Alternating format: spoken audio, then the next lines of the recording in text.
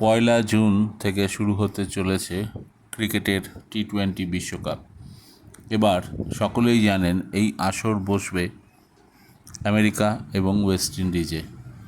অনেকেই মনে করছেন বিরাট কোহলি এবং রোহিত শর্মাকে আর টিম ইন্ডিয়ার এই ফরম্যাটে দরকার নেই, কিন্তু তাদের সঙ্গে একমত নন যুবরাজ সিং।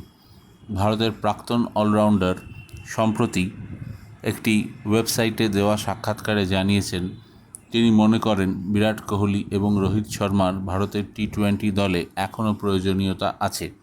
শুধুমাত্র তাদের অতীত রেকর্ডের জন্য নয়, তাদের দলে থাকা এবং না থাকার ওপর অনেক কিছুই নির্ভর করে। বিশেষ করে রোহিত শর্মা এবং বিরাট কোহলি দলে থাকলে বিপক্ষ দলের ওপর মানসিক একটা চাপ পড়ে এবং ভারত 50% এমনি এগিয়ে শুরু করে।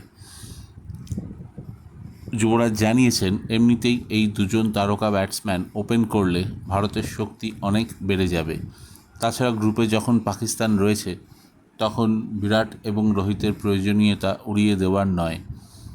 তবে শুধু যুবরাজ সিং নয়, এর আগে ভারতের প্রাক্তন অধিনায়ক সৌরভ গঙ্গোপাধ্যায় জানিয়েছিলেন তিনি শেষবারের জন্য টি-20 বিশ্বকাপে দেখতে চান বিরাট এবং রোহিত জুটিকে।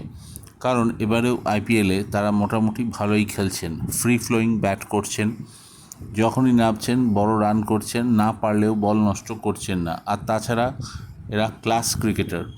সুতরাং যুবরাজ সিং এবং সৌরভ গাঙ্গুলি দুজনেই চান আমেরিকা এবং ক্যারিবিয়ান দ্বীপপুঞ্জের মাটিতে ভারতের জার্সিতে আবার একবার নামুক বিরাট এবং রোহিত জুটি।